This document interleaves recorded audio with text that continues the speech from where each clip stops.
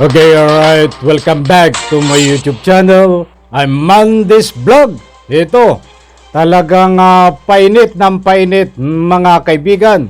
Itong pagtatalakay natin tungkol sa pagbisita ni Manny Pacquiao diyan ho sa bansang Timor-Leste. Bodyguard ni Manny Pacquiao, pinagtulungan si Arnie Tevez. Naku po, ano itong pinagtulungan na ito? Laman ng video na yan ang ating tatalakayin. At kung bago pa lang po kayo sa aking maliit pa na YouTube channel, inaanyayahan ko po kayo.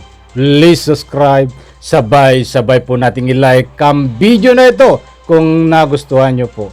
Ako'y muling nakikiusap mga kaibigan, kung pwede lang ho, patapusin po nating panoorin ang kabuuan ng vlog na ito at nang sa ganon, lubos po nating maunawaan. Heto na, samahan niyo po ako mga kaibigan.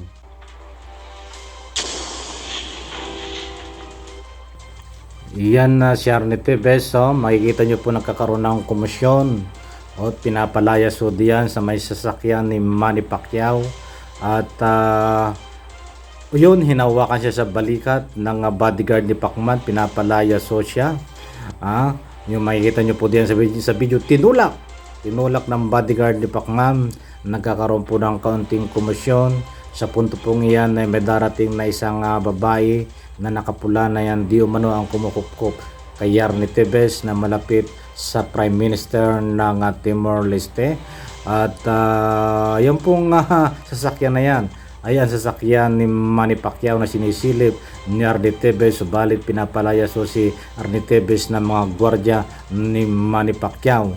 Tingnan po natin dito sa medyo bandang dulo ng video at makikita po biglang lalabas ang babae ho na magtatanggol kay Arnie Tevez.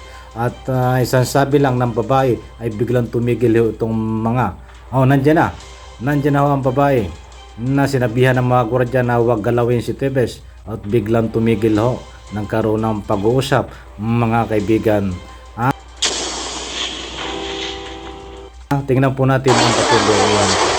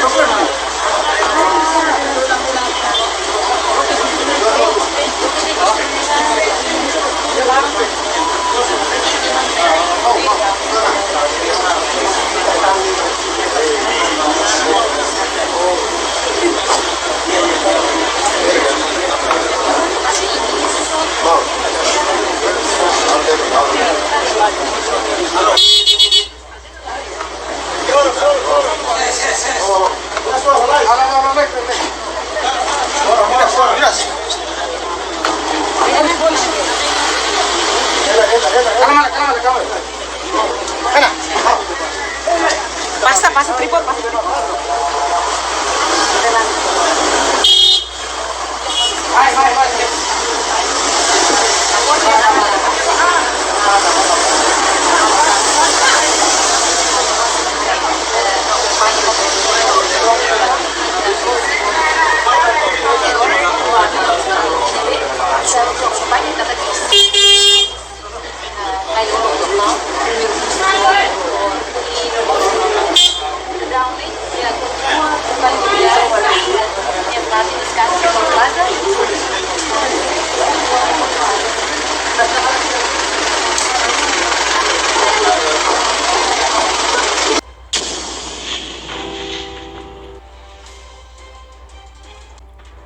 Okay, alright. Heto na naman po tayo mga kaibigan. Talagang pinapawisan sa init nitong ating laging tinatalakay po. Shoutout po sa lahat at palakpakan! ay magagalit na naman sa atin ito ang kampo nila sapagkat tayo ay pumapalakpak. Maraming salamat po sa lahat ng sumusuporta dito sa ating pagtatalakay sa maliit ko pa na YouTube channel. Talagang matindi. Pasensya na po. Ang dami pong nagpapatalakay. Ay hindi ko po kayo mapagbibigyan. Unang-una, ako po ay abala at marami po tayong pinagkakabalahan. At pangalawa, ay tayo ay nagbabalitate. Ang mga tinatalakay po natin, hindi porkeho ay sinisend nyo sa aking messenger, ay tatalakayin ko na po. Nagkakaroon po tayo diyan ng masusi na pag-aaral, mga kaibigan, at nang sa ganuman po ay maging makatotohanan at hindi po kayo nga po ay mahatidan ko ng tinatawag na fake news. Okay, palakpakan muli, talagang pampagana lang. Matindi, Luzon, Visayas, sa Mindanao, sa lahat ng OFW, saan man sulok ng mundo kayo naroroon. Maraming salamat po sa suporta. Mga kababayan natin diyan sa Pilipinas, maraming salamat po. Eto, live na naman tayo, mga kaibigan. Talagang matindi. Usapang matindi tayo. At dito nga po tayo sa rolling ng video na pinakita ko sa inyo. Yan ay ilang bahagi po ng pagbisita ni Manny Pacquiao diyan sa bansang Timor-Leste na ang sumalubong ho ay itong si Arnie Tevez. Natalakay na po natin kahapon kung bakit hindi pa naaresto itong si Arnie Tevez. Binigay ko po ang mga ilang detalye at dahilan, at natalakay ko na rin po kung bakit nagawa ni Arnie Tevez na siya ang sumalubong. Natalakay ko na din po yan, mga kaibigan. At dito na naman tayo ang ating bibigyanan din sa ruling ng video. Ang tutumbukin po natin dito ay itong pinagtulungan. Itong si Arnie Tevez na palayasin. But nga po ay inawat, nagkaroon po ng pag-uusap nang sa ganun ho ay hindi matuloy ang mga balak nitong mga bodyguard ni Pacquiao. Buti po nung iniisa-isa natin. At nang sa ganun po, lubos nyo pong maunawa. Diyan po, kung makikita natin hinawakan sa balikat, itong si Arnie Tevez, ang una po nga nagpaalis sa kanya ay yung isa na bodyguard ni Pacman. Tapos pinalibutan siya ho ng maraming bodyguard na Pacman. Sandamakmak na yan bodyguard. Yan po mga bodyguard na yan ay dineploy para kay Pacquiao nitong nga po yung gobyerno ng Timor-Leste. Gaano katindi? Gobyerno pa ng bansang Timor-Leste ang nga po yung nag-deploy dito sa nga po yung bodyguard na nagpalayas. Subalit hindi natuloy ang pagpapalayas kay Arnie Tevez. Bakit ko po ito binibigyan ng pagtatalakay, mga kaibigan? Sapagkat importante pong mahalaga. Ito po ay may related, may kaugnayan dito po sa babae na kaya ho pinakita ko muli diyan. Yang babae na yan ay hindi po asawa ni Arnie Tevez. Yan ho di umano ang siya nagbibigay proteksyon kay Arnie Tevez na malapit yung babae na yan dito sa Prime Minister ng Timor-Leste. Kaya't pinakita ko pong muli, mga kaibigan, sumakay siya ng sasakyan kasama si Arnie Tevez. Ano ang papel ho nito dito sa tinatawag natin na pinagtulungan itong si Arnie Tevez nitong mga bodyguard ni Pacman? Kung susuriin po natin yung mga video na pinalabas natin ay nung una ho ay talagang pinalibutan itong si Arnie Tevez, hinawakan sa balikat, tinulak at pinapalayas, mga kaibigan. Mga ilang segundo yung komisyon at doon ho sa isang video ay biglang dumating itong nakasuot ng kulay red at talagang pinagsabihan. Medyo yung walang audio ay kung bibigyan po natin ng pagsusuri ay talagang pinagsabihan. Dahil kung hindi pinagsabihan ay dire-diretso pa rin yung komosyon between Arnie Tevez at mga bodyguard ni Pacman. Dumating ang babae. Pagdating ng babae na ito na nakakulay red ng suot, na ito ang kumukupkup kay Arnie Tevez na malapit sa Prime Minister. Napakalapit, mga kaibigan. Makikita nyo yung mga video na pinakita ko sa inyo, niyayakap ng Prime Minister. At mayroon pa akong hawak na video, mga kaibigan. Hindi lang ganyan, talagang niluluhudan, inaaminan ng Prime Minister, mga kaibigan, itong babae na ito.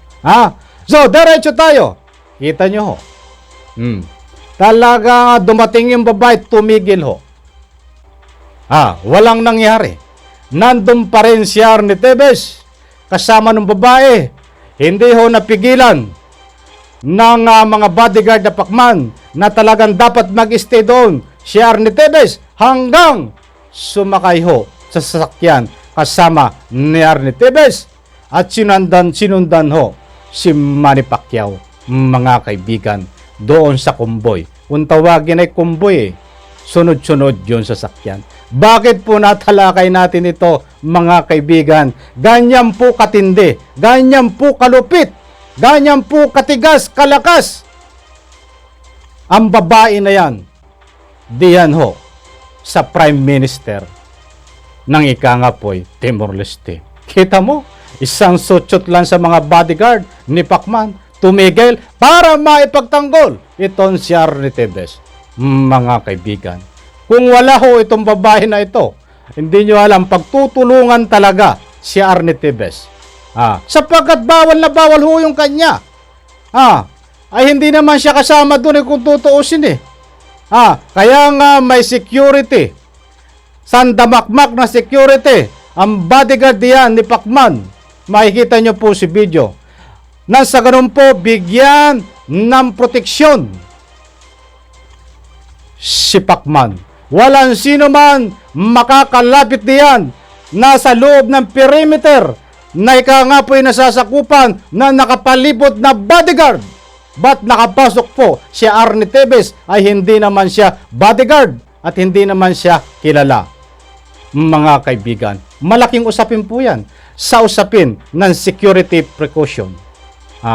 Once na ang nga po ay security, na nga po ay nakapalibot, pag pinasok ng sino man yan na hindi kilala, automatic ho, dadamputin ka. Dahil may bala ka man o wala, kahit naligaw ka lang doon, iimbestigahan ka. Batanong nangyari po kay Arnie Tevez dahil sa lakas ho,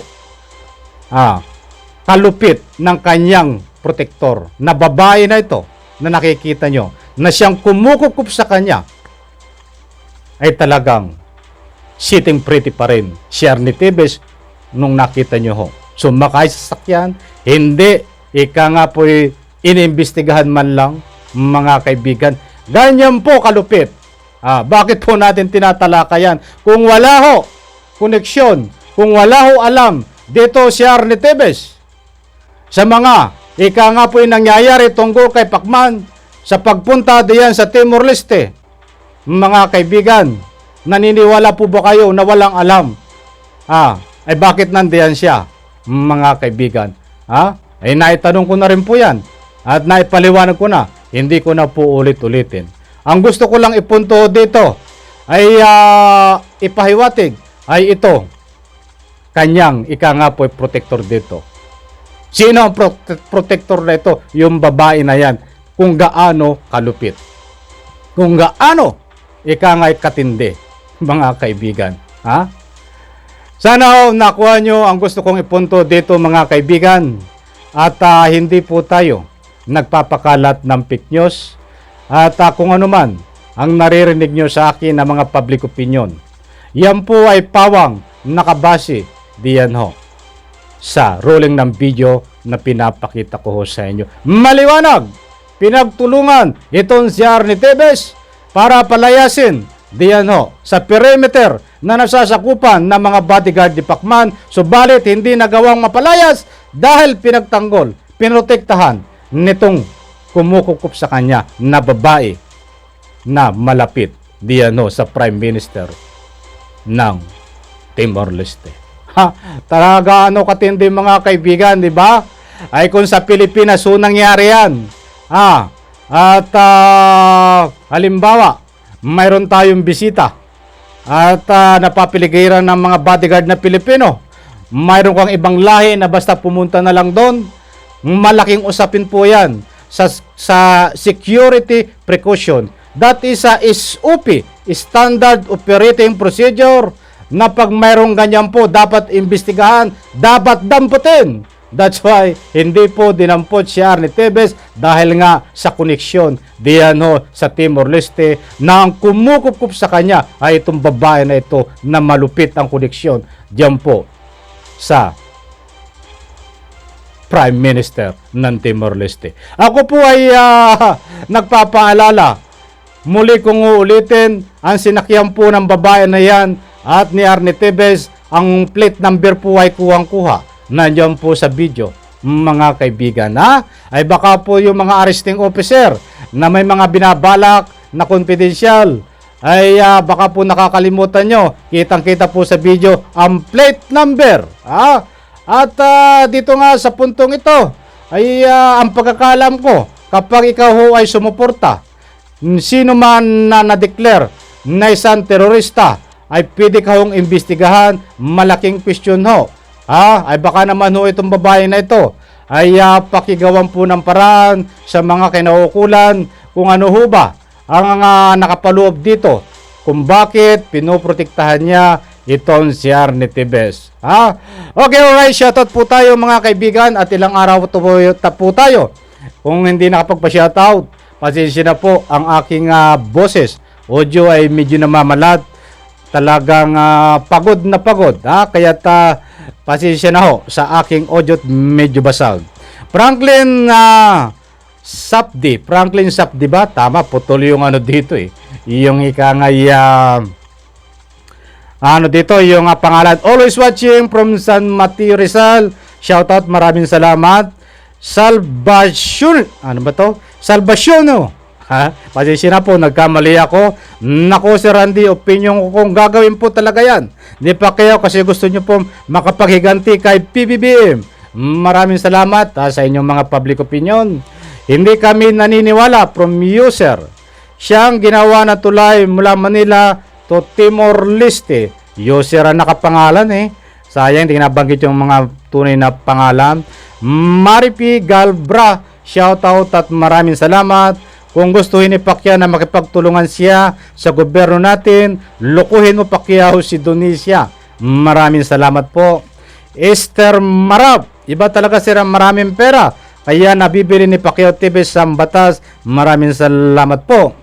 Felix Pileren, shoutout at maraming salamat. Dapat managot yung Pacquiao na yan. Malamang protektado ni Manny Pacquiao Tevez niyan. Maclos Shab, Maclos Skyblo. Maraming salamat po. Sarah Mahopel, ito yung masugi din natin taga Subaybay. Alam ko from Canada ba to?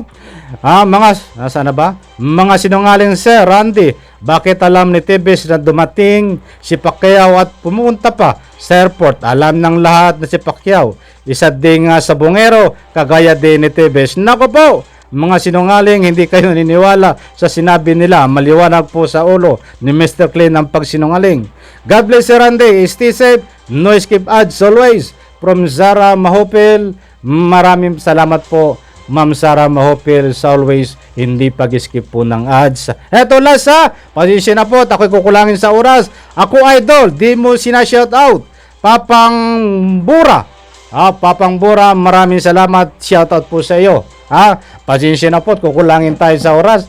At saka na lang po yung ibang pa-shoutout sa susunod nating vlog, mga kaibigan. Okay, sana ho nakuha nyo ang gusto kong ipunto dito, mga kaibigan. Maliwanag naman po diyan, hinawakan si Arnie Tevez at pinapalayasot, pinagtutulungan ng mga gwardiya at mga bodyguard na marami ni Pacman. Subalit pinagtanggulo ng isang babae na kumukukup sa kanya, kaya napigilan ho na palayasin si Arnie Tevez. Nako po, talagang matindi ha. Abang-abang po tayo mga kaibigan dahil marami po tayong update bukas. Araw po ng Lunes. Abangan po itong milang araw ko nang hindi natatalakay. Medyo abala tayo. Itong kulto sa Socorro. At mga sabungero, magbibigay po tayo ng latest update. Sa lahat po ng ating tinatalakay mga kaibigan, suportahan niyo po ako at maraming salamat po. Pasensya na po. At kung minsan ay mahaba ang aking vlog, that's why ang purpose ko po diyan, iniisa-isa ko po, one by one, at nang sa ganun po, ay lubos po nating maunawaan. Sana po maintindihan niyo po ako. Maraming salamat. Sabay po nating i-like ang video na ito. Diyan no sa comment section. Pagpalain po tayo lahat. At pwede po kayong mag-iwan ng inyong public opinion. Maraming salamat. Palakpakan.